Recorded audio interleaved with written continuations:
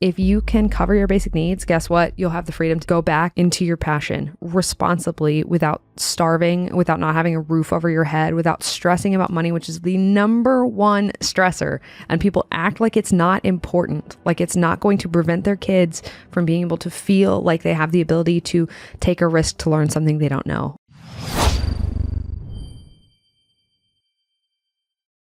Aloha, folks, and welcome back to Degree Free. I wanted to start off this week talking about some of the things from the Degree Free way. For those people that pre-ordered really early, like May, April, June, July, and for most of the people, maybe until a few weeks ago, they had a little handwritten Post-it note in each one of them. And it was on page 23 of the parent copy of the first edition. And what we wanted them to do, the Post-it note basically said, post a photo of the job limit inventory, which is the exercise, the very first one that you do in the book, because we wanted to see how many jobs young adults know that go ahead and do this workbook, the Degree Free way. And I wanted to mention that on the podcast because we ran out of steam to handwrite these Post-it notes. Somewhere around copy 500, we were like, that's enough. It took longer to write the Post-it notes than it did to pack the books. And so I'm asking you on air right now that if you bought a copy of the Degree Free way and you're doing the exercises, the job limit inventory, go through it. And when you're done with it, please just take a picture of it and tag us and use the hashtag Degree Free Journey. That would be super helpful. There's no judgment or anything behind it. It's not like, oh, look how many jobs my child knows, or look how few jobs my child knows. That's really not what we're doing here. We just want to get a gauge of the people that are going through the Degree Free way. How many jobs do they know prior to going through the book? Because what Hannah and I have identified, and we've talked about it many times before, is that your world of work is limited by the amount of jobs that you know. If you have a very limited vocational creativity, which is a concept that I made up, which is if you don't know a job, how can you go and get that job? It's impossible. When you think about it, it's so simple. But if you don't know a job, how can you go and set your sights on attaining and getting that job? It's something that when we say it, people go, oh, yeah, that totally makes sense. But it's almost a problem that they weren't aware that they had before, which is the problem itself, is a lack of awareness. What is cool, I will say, is I have seen a couple of the hashtag Degree Free journeys, and you can tell that the parents who bought the Degree Free way to do that with their young adults follow us. Actually, there's a great amount of vocational creativity on those exercises, which is actually really cool to see. I think that it is going to be skewed. So when we first originally came up with vocational creativity in the first iteration of the launch program, we asked the young adults that went through the program how many jobs they knew, because we were just wondering, like, what is their job inventory? And the job inventory for those that didn't buy the Degree Free way, and for those that are just listening at home and no plans to buying it, although I think you should, if you have somebody in this age range, 16 to 20-year-old age range, and they are thinking about like what to do with their life, you can go to degreefree.co/book. But when we were first starting the launch program, we had an inkling that this was a major problem, which is they don't know what they don't know. And so we were, okay, well, so let's get a baseline of what they know before they come through the program. And we did get a baseline for them. And most of them, the vast majority, they couldn't come up with more than 8 jobs. 6 to 8 jobs was the max that they could come up with. Since then, we've stopped doing it just because in the launch program, it's not really relevant to the way that the service and the product has changed. And so we stopped asking young adults that come through our program to do that because it just highlights a problem, but where we are in the launch program and what we end up helping them do, it doesn't matter. It doesn't matter because we help them with the vocational creativity and we attack it from the angle of their needs and wants, which once again, you go through in the Degree Free way. Because we no longer do that, we wanted to see what your young adults can come up with, what your children can come up with as far as ideas, as far as jobs go. I think it'll also give us a really good idea of the different jobs that pop up. and the different jobs that all these young adults know. When you post it, the more details you give us in the post, the better. Really, I mean, you don't have to dox anything or whatever, but like if you can just give us city, at least state, that would be great. Give us age, that would be fantastic too. But worst comes to worst, if you could at least just post it. And literally the caption can just be job limit inventory at degree free, #degree free journey. You don't have to come up with some big caption or any idea. Yeah, because we're just watching to see what rolls in because we are curious. Exactly. And I think that once parents listen to this, they also agree. Once you hear it for the first time, the glass kind of shatters for you that like, wait, you really can't get a job that you don't know. That makes sense. It's so seemingly, if we're doing this ourselves, if you are going through the degree free way and you're not going to pay for people services like ours, then you're going to be like, well, it's pretty important to see where they are. And then when you see the list of the jobs that they know, it's like, okay, well then this is their menu of job options to pick from. This is it. If we stopped right now and I said, gun to your head, you have to choose a career to go into, it's going to be one of the ones on the list because they don't know any other ones. And once they hear that, the glass kind of shatters for them. And then also downstream from that, the ways that they know to get into those jobs are the only paths they can take. That's all they know exists, which is why the college problem. So what's funny is that now I have ordered custom Post-it notes that have all of these things on it because we couldn't write them anymore.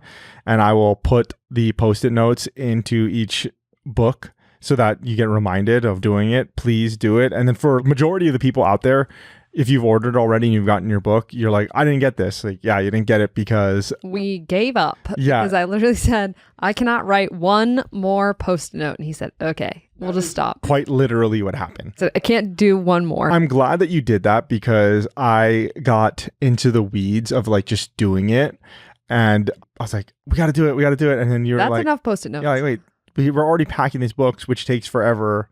Like, stop. They care more about getting the book than they do about the Post-it. Yeah, and I was like, oh, okay, that's right. All right, you're right. But anyway, so I ordered it and it's on the way. But what's funny about that is that now we are only going to fulfill it, the books ourselves, for a few more weeks. Depending on how long, because with as quickly as we sold out of the Degree Free Way last order, I think this order is probably going to go similarly. So I don't think we'll have those books for very long. The next thing that I wanted to bring about the Degree Free Way, so for all those people that did buy it and love it, people are creating videos on TikTok and telling us how it has impacted their child's life. And maybe we should play some of those on the podcast in a few weeks, maybe if we can get those together. But honestly, it is very humbling. I've cried. It's very amazing to see how the quality of conversations that families are having with their children as a result of this, as just a catalyst, as a guide. And it's very cool to be so integral in this process with families and be able to help them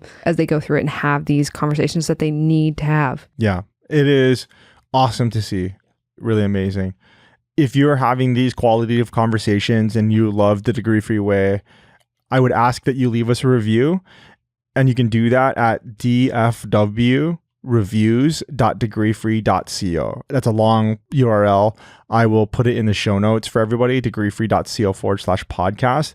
But once again, that's DFW, like Degree Free Way, dfwreviews.degreefree.co. When you get there, you're going to have the option of choosing between recorded testimony and a written testimony. Please, we love the videos. Guys, the videos are fantastic. Please, I know you're going to get you out of your comfort zone a little bit, but seeing your face for us selfishly, it's so cool. And it really helps to motivate us and put a face to the people that we are trying to help. And that means a lot to us. So if you could leave us a video testimonial or a video review, that would be fantastic. Once again, dfwreviews.degreefree.co. So probably one of my favorite things that's happened in the past few weeks, it's been a wild ride. And for those of you who've been watching or have been along for this little adventure, you have seen that Ryan and I have been very much out of our depth in supply chain and packaging and packing. We very much underestimated the amount of work. I very much underestimated the amount of work it was going to be. Ryan did not. Ryan correctly estimated how much work it was going to be. And I said, no, there's no way.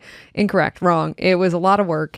And what was cool about that was one of the reasons that Ryan agreed to push the launch date of the degree for way up and get everything done and have it ready to go was because I said, hey, I think we're going to sell out of this. I think it's going to be crazy. And it was very interesting to see, one, how quickly it happened, because it was even faster than I thought it was going to happen. And that was pretty amazing.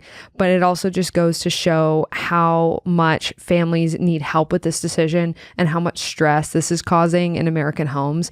And so it's really been cool to see that we put this up. And honestly, it's kind of the miracle of the internet as well. And TikTok is just extremely viral. When people need something, it shows them that thing. It was pretty wild to see how we just put up, it was basically one video, and one video we put up about the book, and bang, gone, all of them. It was pretty wild.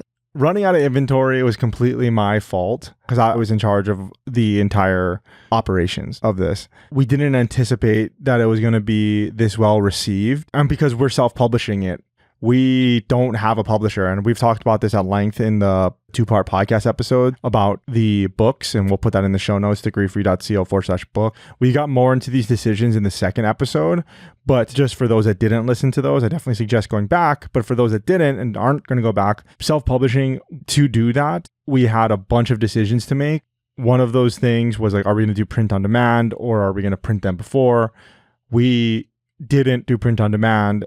We ended up printing them before because when you order it, we want it to get to your door quickly as possible, at least. To do that, we have to front a lot of money, and it's a lot of money for us. And then, like I said, this is something that the publisher would help with because we don't have economies of scale, because we're not doing large runs of like 20,000 books, 10,000 books. And when I say books, for us, I'm talking about 2 books, actually, when I think of orders. Which increases the complexity of it a lot. We just got a comment on TikTok. They were just saying, oh, this is really expensive. And I realized how few people understand the cost of printing, packaging, and shipping.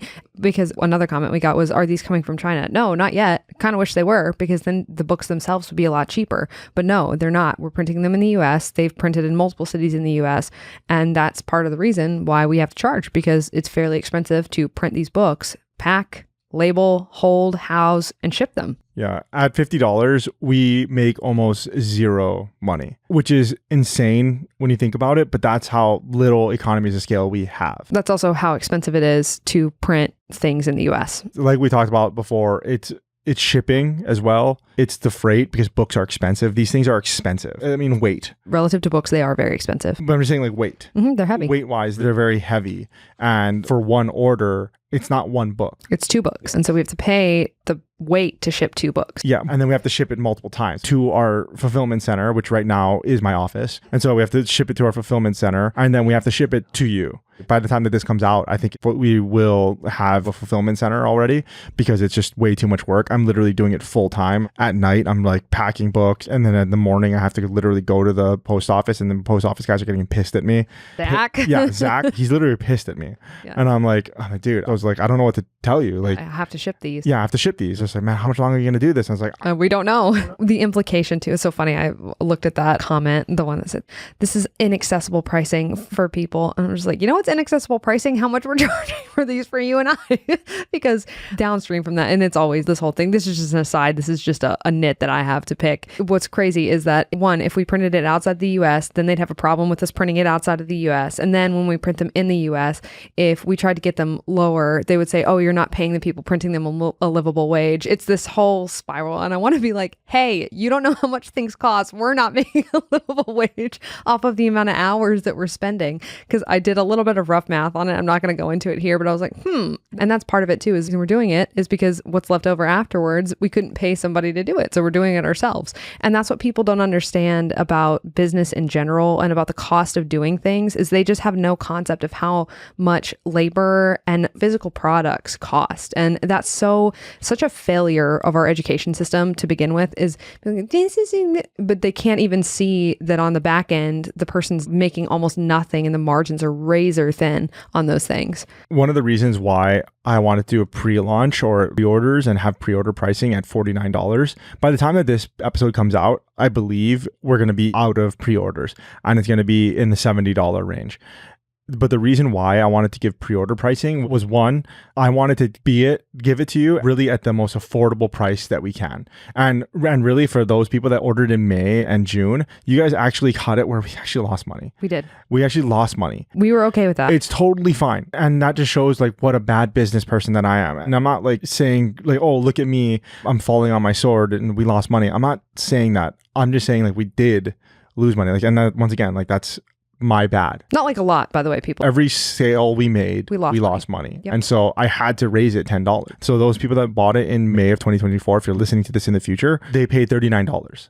And on that $39, we lost money. And I was like, okay, well, I can't do that. Yeah, we have to raise it. And so we have to raise it. So we made it $49. And then if we lost money on $39, you can imagine how much money we're making on $49, which is not a lot. But that's okay, because I wanted to give a pre-order pricing for those people that believe in us early. And they bought before the thing existed. Yeah, you deserve that. And for those people that believe in what we can do for them and the value that we can bring into their lives early, and it's like, this is the cheapest it's going to be. This is it. And then when we launch, we have to make a little bit of money off of this. Yeah, or we can't keep doing it. Yes, exactly. And then especially now with it going to fulfillment centers, because if we kept it at the $49 price, we wouldn't have enough money to pay the fulfillment center. We would just be doing this all day, every day, just packing books. And we can't do that. That's not what we do. Now, the increase in price to 70, which is, if you're listening to this, it is right now, that increase in price helps us pay other people so that we don't have to do it. And we make a little bit of money. We make a couple of bucks. Literally. And that is not an exaggeration. Yeah. We're hoping that we can get to the point where we can reduce the cost of the books. We are hoping. And the way that we do that is by ordering 30,000 units. I'm talking 30,000 units, which is actually 60,000. 60,000 books. With 30,000 books of the parent copy, 30,000 of the young adult copy. And then I think that at that scale, at the right printer, I think that we could probably lower the books, lower the book price pricing again. Yeah. But as of right now, with where we are as small little self-published independent authors, we can't do it. Thank you for that breakdown. It's one of those things, like I said, it shows the lack of education that is going on where people do not understand how business works. They literally don't understand how much it costs, and they don't understand how business owners are compensated, or rather not compensated. They don't understand risk that's taken on by people who do work where they're not actively making enough to make it worth their time. They don't understand that a lot of business owners are working for what would be minimum wage, but they're actually getting taxed on that minimum wage. They don't understand that. And it's a real problem. And that's part of the reason, I think, too, why there's a disconnect and why employers are choosing to not hire college graduates. They can't understand the cost of doing business. They can't understand profit. They can't understand risk. They can't understand loss. They don't understand any of those things. They just go, well, why don't you just make it cheaper? We would if we could do that, but we can't because of the way that constraints of business work. And it would really help for that to be taught in schools so that, one, also a lot of people are more equipped to be entrepreneurs. That's the biggest thing. The last thing that I'll say about the Degree Freeway is now, as of this recording, or not even the air date, you are no longer allowed to buy multiple young adult copies. And that literally just has to do with the logistics of the business. Yeah, we're trying to shore it up. They're now sold as sets, 1-in-1. If you need to buy multiple young adult copies, which I definitely suggest you do, if you have multiple kids in this age range, then just buy multiple sets. I said this on the podcast many times, and I want people to believe it from now on. When I say now is the time, do it now.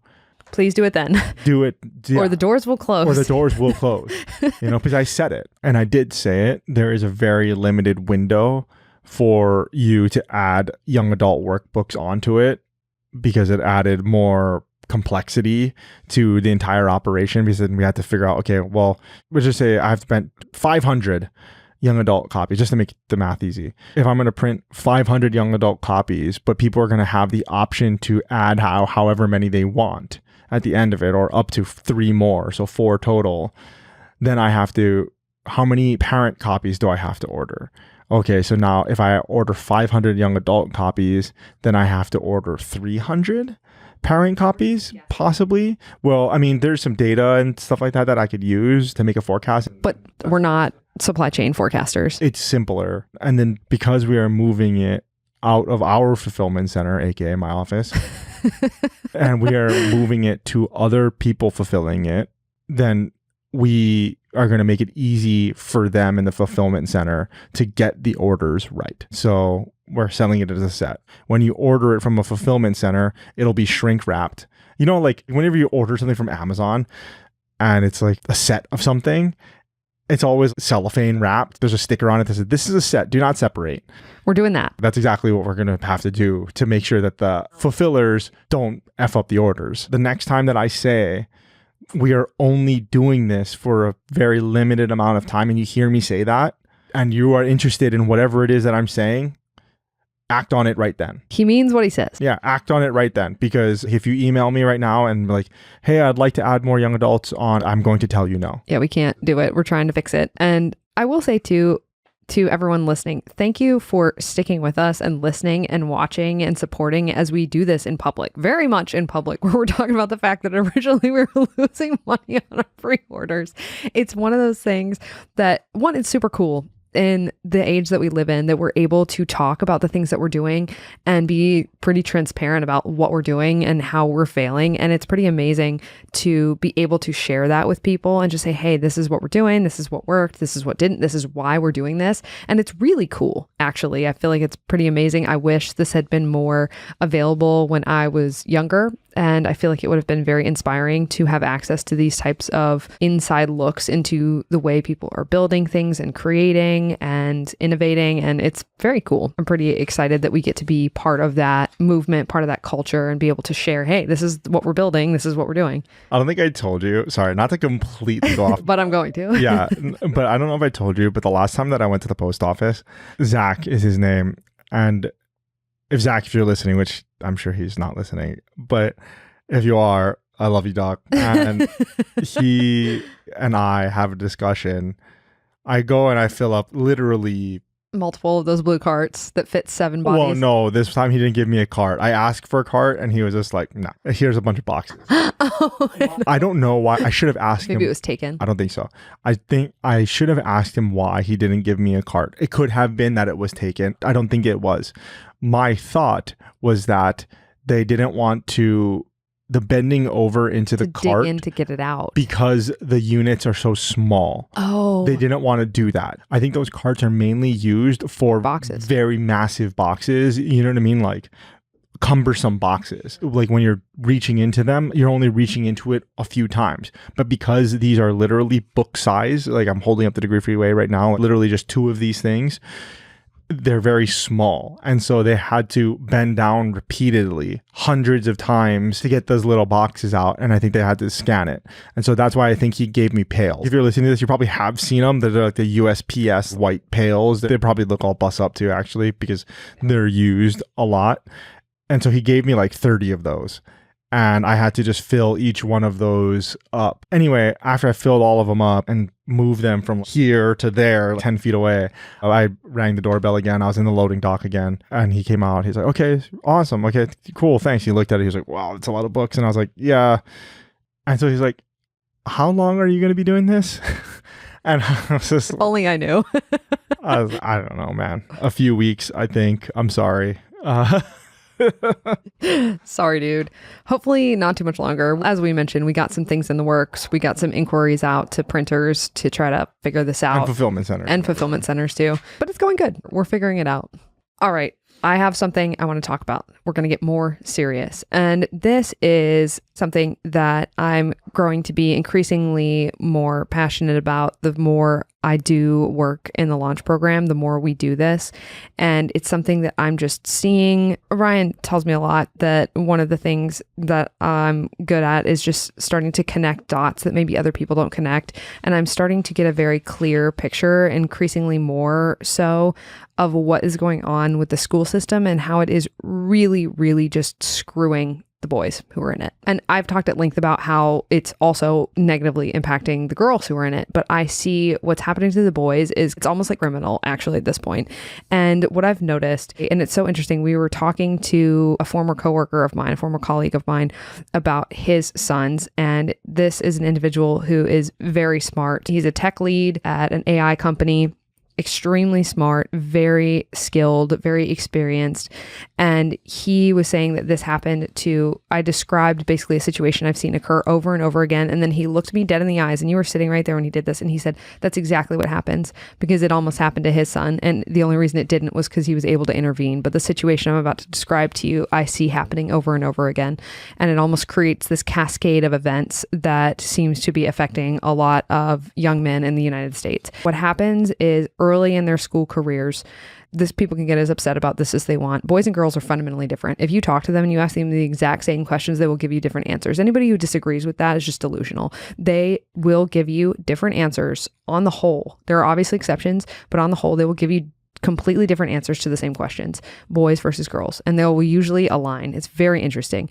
And so boys, what I've discovered is if you go back in the stories of a lot of the young men who are in the launch program, and this does not matter if they were on an IEP or if they had a 5.0 GPA, but basically what happens is early in their 5.0 GPA is crazy. Yeah, by the way, that's a thing that they do now, but what I'm trying to illustrate is like straight A students. I understand, but 5.0 is crazy. It's so insane. I was in the high school days when 4.2 was a thing. 4.5 was the best that you could get if you took like all honors classes or whatever. Back when I was going back to school, they didn't have all honors classes. Like you couldn't possibly take all 4.5 classes because there wasn't enough physical education. There's no honors PE, you know what I mean? And so the highest that you could possibly get was like a 4.1 or a 4.2 because it all averages out or something like that. But now working with these young adults and then being like, yeah, you know, my kid has a 5.0 or my kid has like a 4.6. And I was just, how is that possible? Yeah. Doesn't it only go to 4? What's going on? Yeah, it's definitely, and I've noticed that nationally too, where they go, oh, they've got a 5.0 GPA. And I'm like, that's crazy. How do you even get that? But it's because back in my day, that was impossible. Yeah. but now you can have whatever 0.0 you want to have.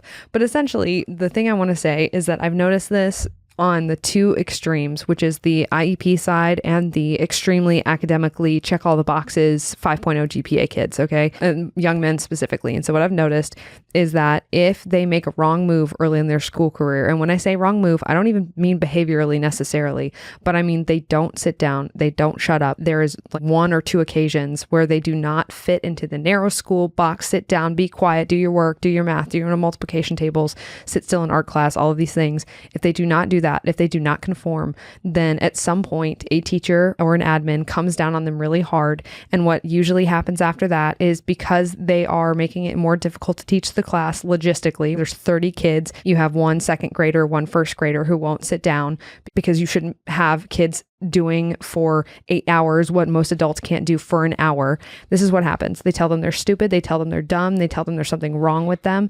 And then they make them feel like they're a failure when they're a child. It's criminal, actually. Like sometimes the stories that I'm told by parents make me want to just cry because the way that it impacts the rest of their trajectory in their life is unbelievable. And it's such this crucial time where they're told by someone who's in authority over them, usually a teacher, and they say, you're dumb. There's something wrong with you. And then they keep hammering that into them, and then they downgrade them into a different class. They put them in a special whatever class, and they're not able to take the time. So it is a two-sided problem. And then it's boom, they put them on this track to IEP, you're dumb, you're dumb, you're dumb. And then they don't have the necessary or the ability to even find a way to help this child get to a place where their energy and their skills and their natural talents are able to be used, because that doesn't exist in the school system. And those boys are screwed. They're screwed because they're going to spend the rest of their school career being told that there's something wrong with them, when in fact it's the school system that is fundamentally flawed. It is unable to assist them, and all it's going to do is push them down and push them down and push them down and tell them there's something wrong with you, not there's something wrong with this entire flawed, broken, corrupt system that we have. And what's happening as a result of that is you'll hear these stories where I can pinpoint where it went wrong, and it was years before, and where I see there could have been such a different life, such a different future for these kids had they had a different experience in school. And we're righting that wrong now when they're 16 to 20 years old. But if that had been fixed earlier, their entire school trajectory would have been entirely different. Their whole academic K through 12 experience would have been totally different. And I see on the flip side, for those 5.0 kids, I almost see the same thing, but it's not behavioral. It's not so much you wouldn't sit down and shut up, but they're bored. And the school system is unable to point out ways that they would be well utilized. They're unable to give them opportunities that would help them. They're unable to point them towards people that are actually skilled enough in whatever area they're interested in order to help them learn at the speed at which they could. And for the kids that are academically gifted, they're given more opportunities, but in the wrong vehicle. Basically, they push them and funnel them towards something where their energy is going to be wasted. And this is college. Like, they push them and funnel them into all these academic things as opposed to things that are very practical, things that are very actionable. And it's because what I'm beginning to see is just the entire school system from the bottom up is just broken. And that's not news to people, but I'm just slowly seeing through these stories that parents are telling me, and the more that they talk to me about what happened and when it started, and especially the moms, when the moms see that it sort of went off the rails. And it's crazy how I just go, whoa, if this had been different at this juncture, what a different outcome you would have had so much earlier. And anyway, it's just something that's really interesting. And because of that, I was talking about this on a podcast I was recently on, and one of the co-hosts of the podcast is writing a book called Talk to Your Boys, because she sees basically the same problem. And she asked me to write a blurb for a book to help parents talk to their teenage boys about whether or not they even need to buy college degrees. So the questions that I wrote for this book blurb, we use in the launch program. They kick off the whole process. And basically what I did to give them to this author was I rewrote them and made them a little more self-contained and actionable for just this little blurb in the book, so it can actually be helpful and useful. And essentially what I did, and this was one of the most interesting things that happened, was after I sent her this blurb, she said that this psychologist that they're working with to write the book said almost word for word the exact same instructions that I gave at the beginning of mine, which was so interesting because practice, and this is such a good concept, but practice and actually doing work will lead you to the same conclusions oftentimes that a ton of study will. And that was really fascinating because when she sent me back the instructions the psychologist had given to put in the book, I just went, oh, wow, this is literally word for word what I wrote. So what are those instructions? So the instructions are, your child can't answer these questions wrong. Do not interrupt them, and resist the urge to help when you are asking the questions, because they will just let your answer be their answer. And that was the biggest thing. And then as a secondary note, for boys, parents have often told me that they really find that questions are best asked in the car in passing instead of putting them on the spot and grilling them. And that seems fair because we as adults don't like to be grilled about our future or our goals either. Think about that. You don't want anyone to sit down and just grill you about the things that you're planning to do. That's not fun. And that kind of leads into one of the reasons why you and I don't do the launch program as groups, or we don't encourage teachers to do this with their class, those types of things. Although we've had the amount of inquiry that we've had from teachers in schools and things like that, they're like, oh, I want to do this with my class, so on and so forth. It's awesome, and I commend you. And I think eventually maybe we'll get there. But the reasons why we don't do it in a group is because of a lot of those reasons that you just stated there. I mean, their answers will literally change. Because they're teenagers. Exactly. And so it's like, well, Bob said that he wants to make $1 million a year. Me too. Yeah, right. Exactly. Or I hate money. I don't want to earn any money at all. Exactly. Bob's a fascist. And, and it's like, I also want to make a lot of money, but I don't want to be like Bob, so I'm not going to say that. And then it goes completely off the rails. Yeah. And it's just like, okay. Get them by themselves. Yeah. And we haven't figured that part out. And this goes back to, we were talking to a couple that trying to do this in a group a few years ago. They're trying to do this for a group, and we didn't realize that's what that phone call was about. We thought it was for something completely different, which is why we were on the call.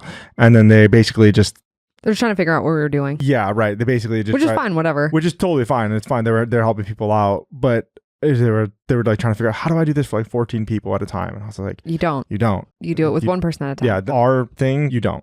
You do it with one person at a time. And that is the way that we see that we get the best answers and we get the best feedback from them. The feedback is their answers. Yeah. And it's really key, especially I know sometimes parents want to do this. They want to do this in a group with their kids. I know that we have a decent amount of homeschooling families that listen to, and they tend to do things as a group, and their kids tend to be close in age. But I would highly recommend anybody that falls into that category, even if it takes you more time to do it, because you got to do it with one kid one weekend and one kid the next weekend or what have you, I would advise you to take the time to do so, because even your kids, and I grew up in a decent sized family, even your kids will influence each other's answers. And that's not actually a good thing. You kind of want to have them in a vacuum with just you and get them thinking about like, what do I want? Not what does my sibling want, that I want to sound as good as them, or I want my parents' approval because my parent approves of my sibling's answer and I want them to approve of my answer that much, and I want them to think highly of me, because your kids do want you to be proud of them. And I think removing that sort of judgment falls in line with there's no wrong answers. I'm not saying it's easy either if you're doing this by yourself, if you bought the degree free way and you're going through these types of things, or if you're going to ask them these types of questions that Hannah's about to lay out here, the types of questions that we ask in the launch program. It's not easy to get them alone. If you have multiple children, we get it. It's not, but take the time, schedule the time to do so. And if that means that you have to schedule it 2 months out because they've got football and that's when the season ends, or they have whatever and that's when the whatever ends, or that's when they have time, like, okay, that's fine. Put it in the schedule right now and be like, okay, well, in 2 months, this is what we're going to do.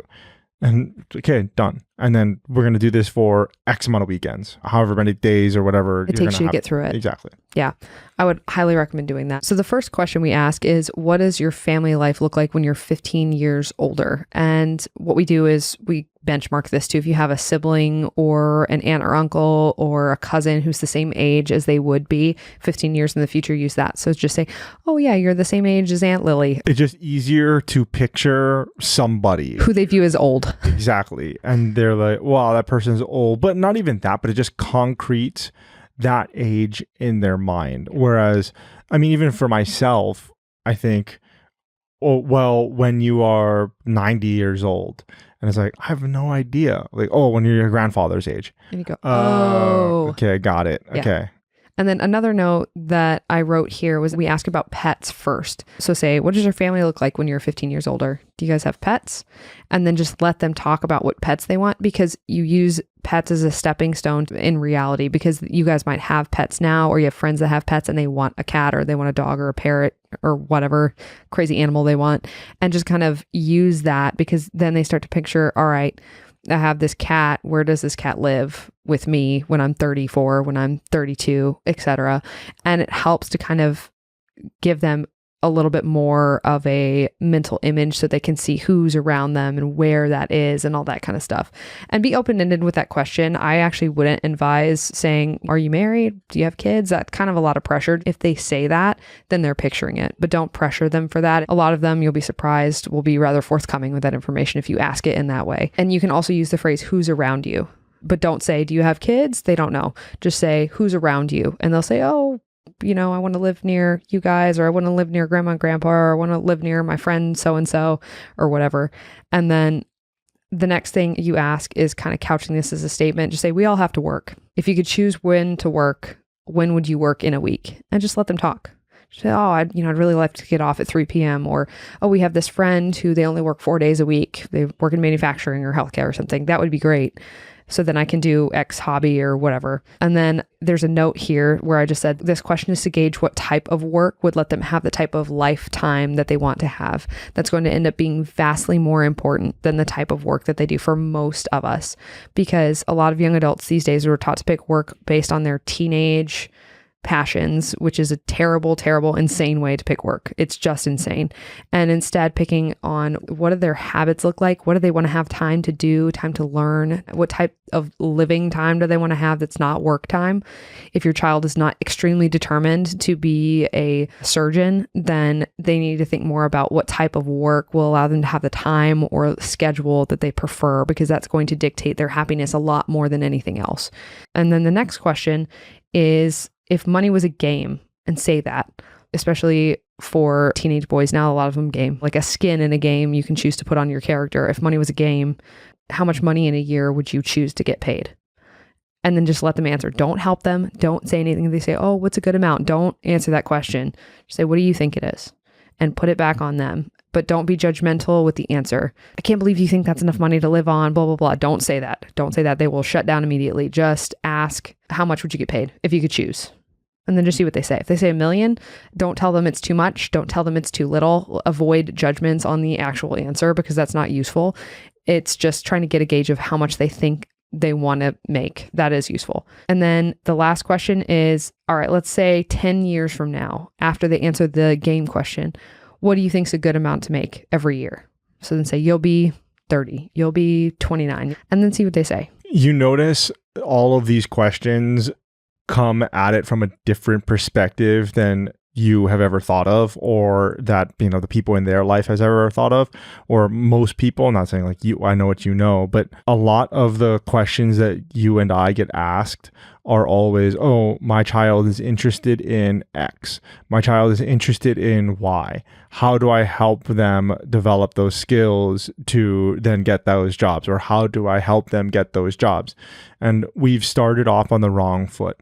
Like we're already come back up the tracks. Yes, we are down the tracks. You need to come back to the station and we're going to put you on a different train and we're going to head down that way. The track might lead to that same one that you were on. And it might lead literally as soon as we leave the station, it might switch tracks right back onto that one. And that's fine. But the way that we're leaving the station is completely different. And what I mean by that is that you see here that there's no questions about interests. There's no questions about hobbies. There's what do you like to do?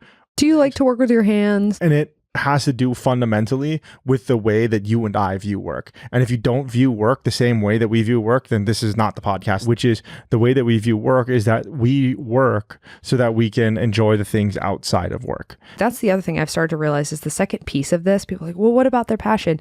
If you can cover your basic needs, guess what? You'll have the freedom to go back into your passion responsibly without starving, without not having a roof over your head, without stressing about money, which is the number one stressor. And people act like it's not important, like it's not going to prevent their kids from being able to feel like they have the ability to take a risk to learn something they don't know. Hey there. I hope that you're loving this episode of the Degree Free Podcast. We spend a ton of time every week creating this content for you. So my only ask is you take a quick second to leave a review or a thumbs up on whatever platform you're on. It's one of the best and easiest ways that you can support this podcast. And this simple action can help bring more people into the Degree Free community. At Degree Free, we want to help as many people as we can thrive and succeed without needing a college degree. Your review will be a step in that direction. If you could do this small favor right now, pause this and leave a review. It would truly mean the world to us. Thank you, and back to the show. Like it's not going to let them travel. Like it's not going to let them own homes or apartments that they want to own. And that's such a key to this. People think if you don't go buy a college degree in your passion now, you'll never do it. No, if you do that now, you'll be handcuffed, chained to whatever degree that was. And you will never be able to work in your passion because you'll be 24. Your passion will be completely different and you're going to have to service your student loan debt. Exactly. You're going to have to service your student loan debt. And you are going to have to take jobs that are this amount of money, that do this amount of whatever.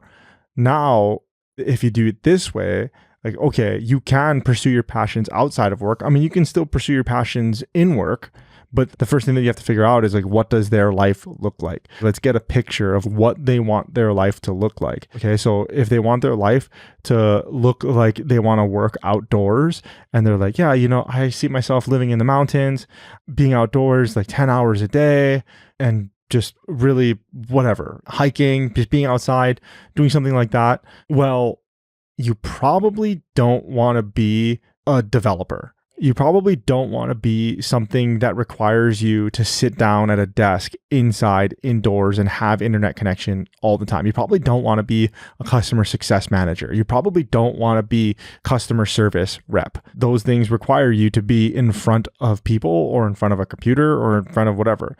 Now, okay, if you can see that, like that's how they vision their life. Okay, perfect. Well, that is almost what they're interested in.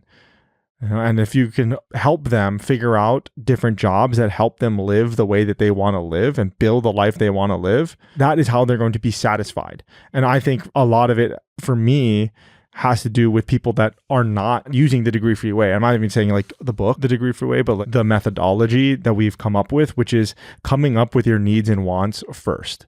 And then going after different careers that fulfill those needs and wants, that help you achieve those goals in your life. So you identify your goals and then you figure out work to help you fulfill those goals. And I believe that it is people that don't do that that has led to such a high degree of dissatisfaction in their life, and especially in their work, and then in their work life. I have two things to say that follow up that, but one of them is we just got a comment the other day on TikTok that was essentially, I'm going to paraphrase this, but just say, what about them choosing work based on their aptitude? How does this help with their aptitude? If they don't have the ability to learn to be a veterinarian, but they need to make more money than working at a pet store. And that's kind of what we were talking about. I was just like, oh my goodness, what a train wreck of a comment this is. Because one, they're already so far down the tracks that their kid has to work with animals. And then they're just going, well, the only way for them to earn enough is to be a vet. And I'm like, basically what the parent was saying is they're not smart enough to be a vet. And I'm like, okay, the teenage aptitude is a ridiculous, absurd, insane way to pick work. It's definitely an insane way to buy degrees. That's crazy town. That's crazy.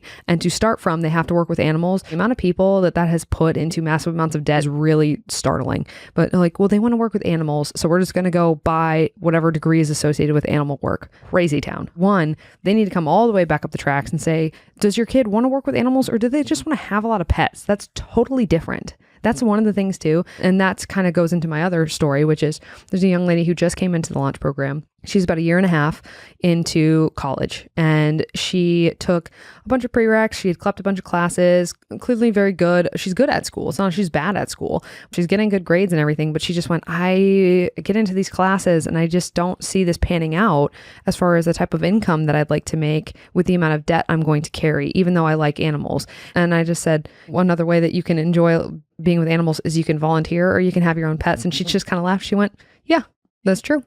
And that to her actually was totally fine. Volunteering at an animal shelter or a rescue is a great way to be able to work with animals. And if you're not worried about servicing the massive student loan debt that comes with veterinary work, wow, how much freer are you? And so she and her dad did a smart thing, and they rolled it all the way back, and they said, all right, now we're going to start from zero and start from scratch and see what type of work lets her live the way she wants, as opposed to, I'm going to work with animals and I'm going to try to earn as much as I can in that by buying a degree that lets me do it. That's totally the wrong mindset, which they realized. And I'm so glad that they realized it now, because it's going to change the ability and the freedom that she has to do so many other things.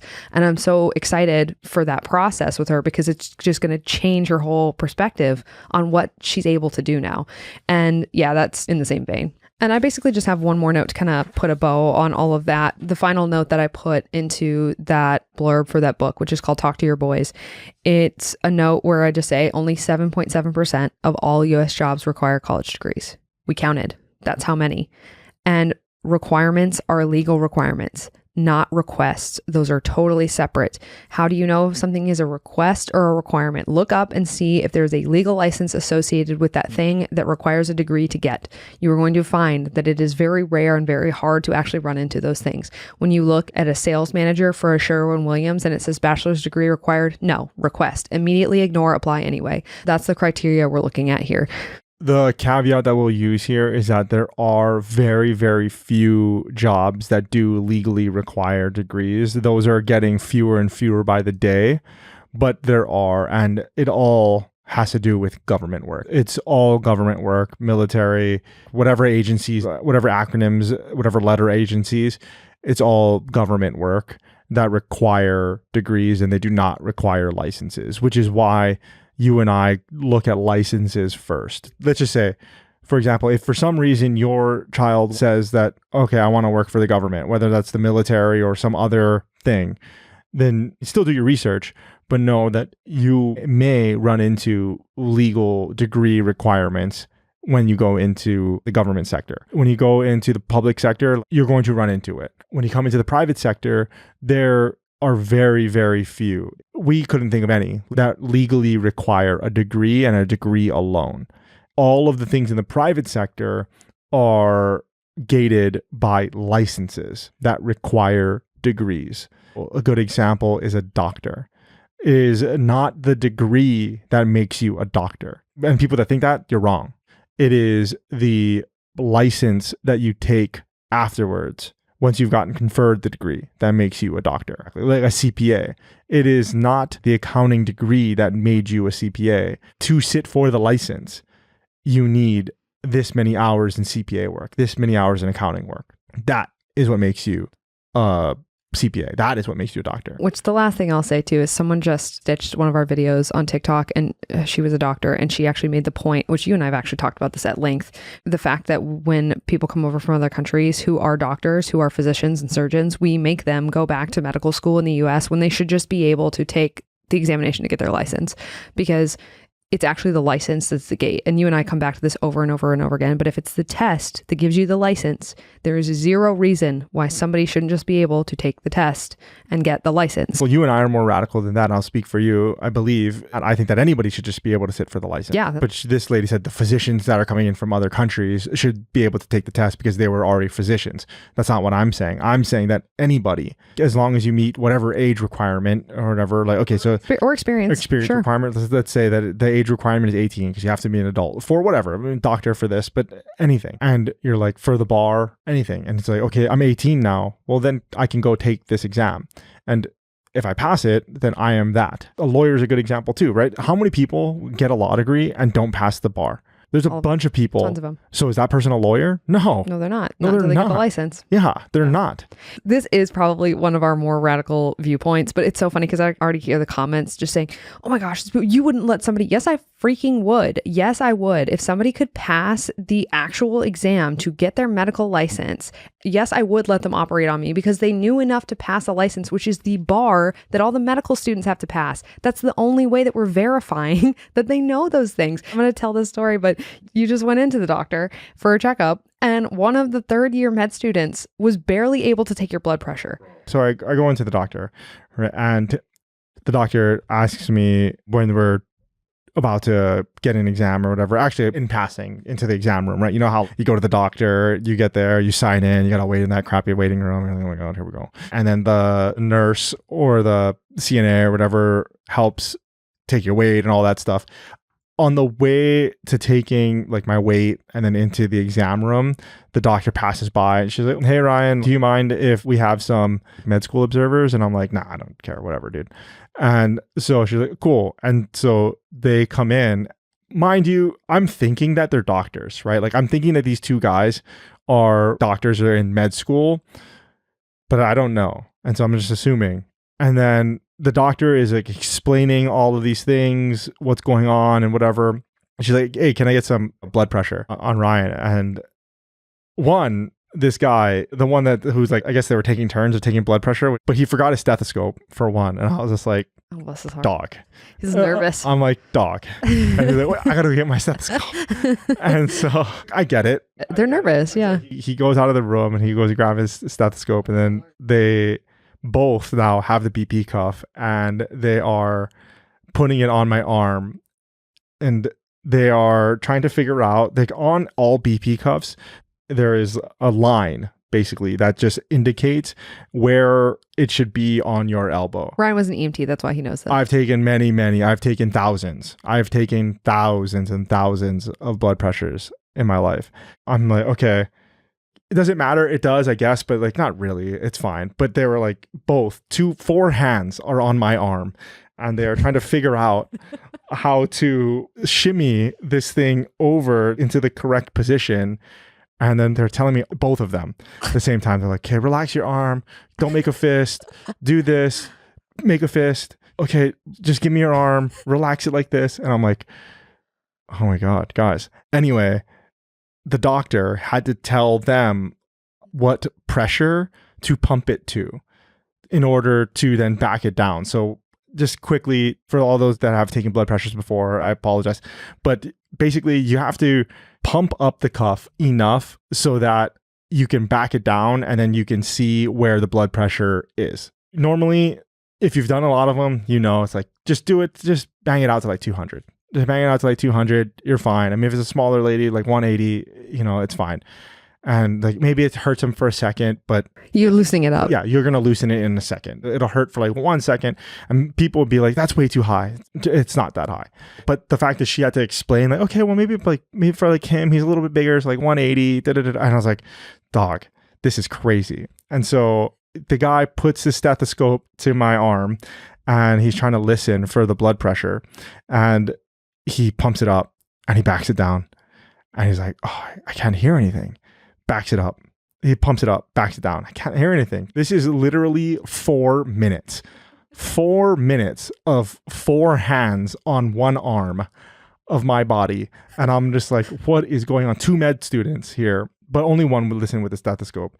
And long story short, he takes the stethoscope out of his ears. He's just like, yeah, I don't know. I can't hear anything. And so the doctor's like, okay, well, let's give him a second because you just did it 3 times on him. And she ended up doing it. Neither one of them did it. They literally could not get a blood pressure. And so I let the moment pass a little bit. And I was thinking, okay, well, these guys aren't doctors. There's no way. They're not in med school. And they're probably like EMTs, like doing clinicals or doing pre-med or CNA school or something like that. Something that you have to do some sort of clinical that's not a doctor. And let the moment pass. And I say, okay, so you guys are like in med school, like to be doctors? And I didn't mean it to be awkward, but you could feel the tension in the room like skyrocket because they were both like, yeah, I'm a 3rd year. He's a 4th year. And he's like, yeah, we don't get a lot of hands-on. We don't get any hands-on really until our 3rd year. And I was like, oh, okay. That's crazy because the main guy who forgot his stethoscope, who was doing it, was a 4th year. So about to be let loose on the world. And he's like, we don't get any hands-on experience until my 3rd year. I was like, okay, well, it's your 4th year.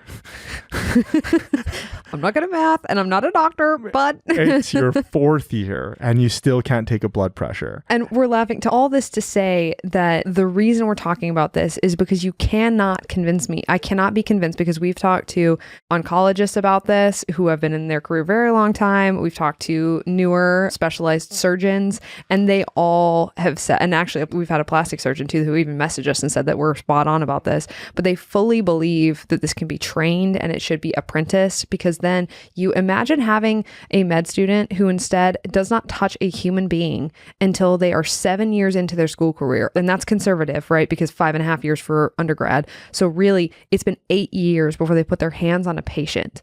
And imagine if instead of that, they were apprenticed, they were trained on the job, and they were with patient doing actual patient care for years instead of being in college racking up student loan debt that it's criminal that they have because of the amount of service they're going to have to provide in their careers, right? And the high level of cost of the training that they need. And if we could negate that and just say, no, this is something that you can test into, but you have to put years of training into. And instead, our physicians were extremely highly trained on the job as opposed to extremely indebted and not trained until they get into residency where they're paid an extremely low amount. That's just criminal. The entire system is screwed. And until that gets figured out, that's a whole thing. I thought it was hilarious personally. As somebody who learned how to take a blood pressure in 15 minutes, literally in like 15 minutes, and then just did it a lot. It was just hilarious. But okay, I get it. Doctors, when's the last time that a doctor took your blood pressure? Like they don't ever take blood pressures. Yeah, so but they should know how. They should know how. Because you shouldn't be on an airplane and go, is there a doctor here? Actually, I'm sorry. Is there a CNA in here? It was hilarious. But then, so just to round it out for people, like how did he not get the blood pressure? For those that know the stethoscope, it was on the peds side. It was on the pediatric side. All he had to do was flip it over and it would be on the regular side. You can't convince me that just studying and taking the test would not produce an equal result to that. I cannot be convinced. But anyway, that was the episode, I'm pretty sure. I think it was pretty good. I know we kind of rambled about the degree-free way at the beginning there. I hope that you stuck with us for that. And if you did, everybody that bought the book, please do 2 things. Job limit inventory, please take a picture and post and tag us at degree-free. And then give us the hashtag degree-free journey as well. Please, I would really want to see what your young adult can come up with, and not like your young adult, but like the aggregate, everyone that does this, please. That would be super, super helpful.